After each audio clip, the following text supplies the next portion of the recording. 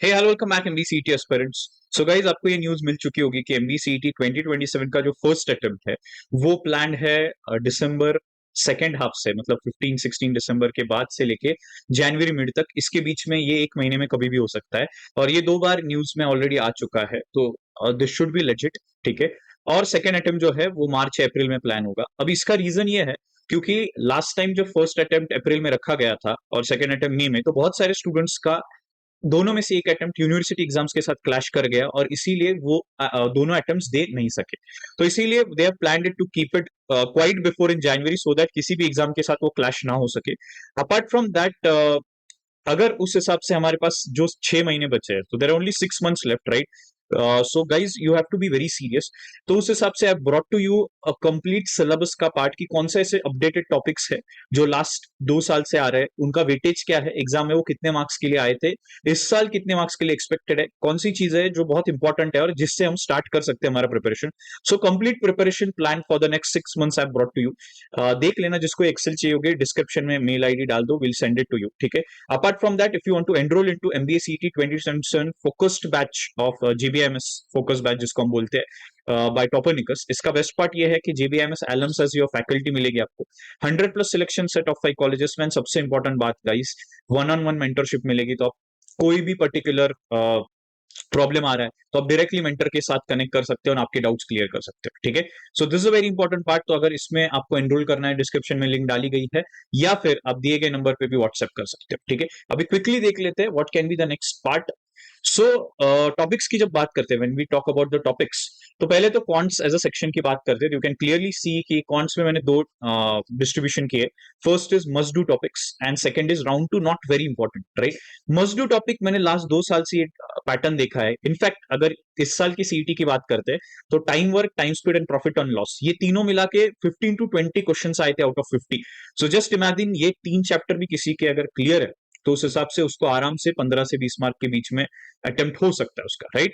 So start with the things that I mention. Apart from that मैंने उसका weightage भी mention किया गया है, तो जिसका सबसे ज्यादा वेटेज है उसको क्लियर कर लो। 2 डीआईएस भी आए थे, डेटा इंटरप्रिटेशन के सेट्स, राइट? इजी थे, quite easy to do. 2 sets 10 marks के लिए बहुत सारे स्लॉट्स में आए हुए थे। Apart from that number systems और अलजेब्रा के कुछ दोनों मिला के 8 to 12 क्वेश्चंस थे। ठीक है। तो गाइज ये था तुम्हारा डिस्ट्रीब्यूशन। अगर मस्ट डू टॉपिक्स भी कर लेते हो तो अभी आपका स्कोर 40 अराउंड आराम से आ सकता है। नॉट सो इंपॉर्टेंट में ज्योमेट्री और मॉडर्न मैथ्स का कुछ पार्ट बहुत ज्यादा इंपॉर्टेंट है नहीं, तो इसके ऊपर थोड़ा ध्यान कम ही दो तो बेटर रहेगा। ओके। फिर बात करते हैं क्वांट्स में। Please make sure you work on the speed maths technique, shortcuts, ये बहुत इंपॉर्टेंट है।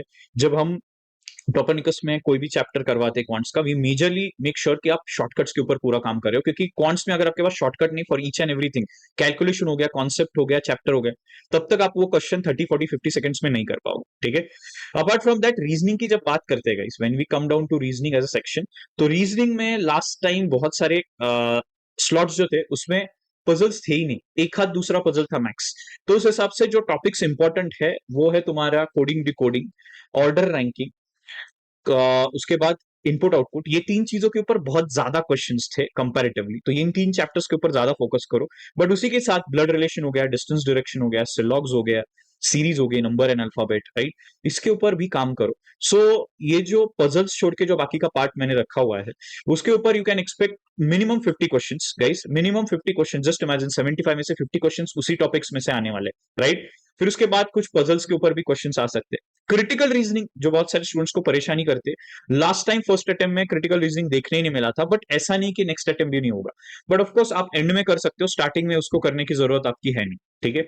Input output, please make sure input output आप जितने ज्यादा सेट्स करोगे, जितने ज्यादा पैटर्न समझोगे, उतना आपके लिए इंपॉर्टेंट रहे। ओके। फिर आता है verbal. Verbal as a section की जब हम बात करते हैं तो grammar, majorly parts of speech. ठीक है।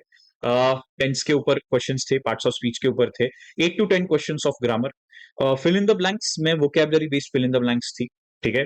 And then passages, very important part guys. Last time 4 passages आए थे, 20 मार्क्स ईच।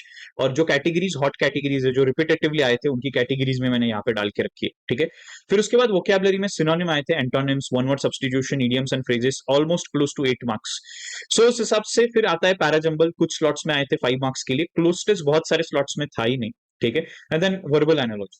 सो अगर 3 इंपॉर्टेंट चीजें वर्बल में बात करनी होगी तो I will say grammar, vocabulary and reading comprehension. अगर ये 3 चीजें करते हो तो 30 प्लस मार्क्स आपको आराम से आ सकते हैं, ठीक है।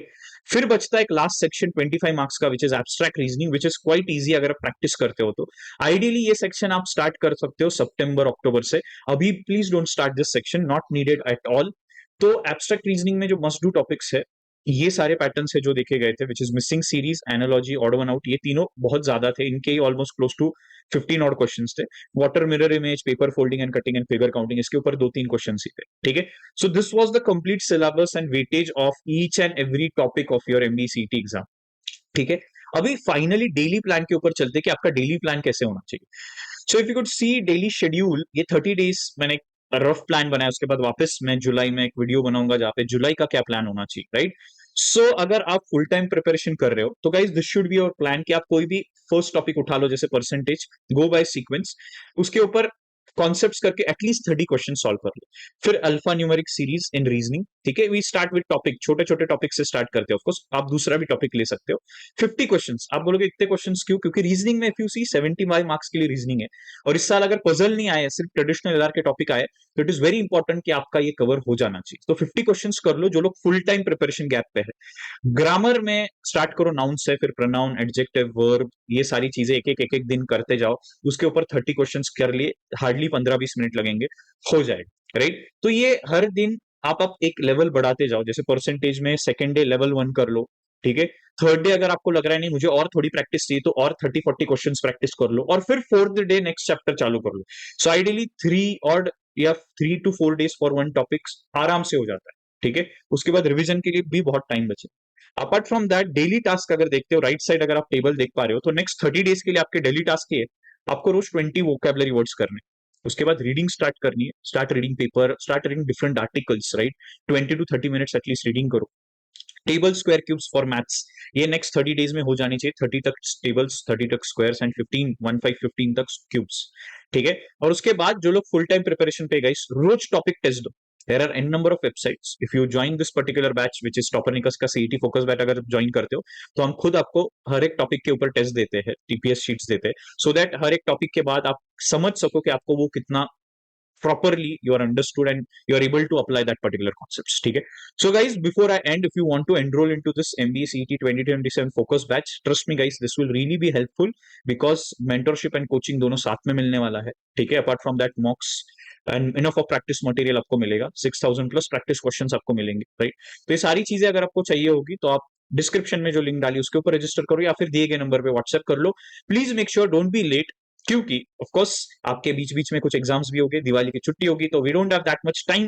तो प्लीज मेक श्योर 6 महीने बचे हैं, तो 6 महीने तक we have to complete the syllabus, complete once the complete revision, mocks at least 30 to 40 mocks, and then finally attempt for our first attempt, ठीक है। So that's all guys, if you have any queries, any doubts, comment में डाल दो, you can reach out to us. All the best, stay focused, stay positive and start your preparation now.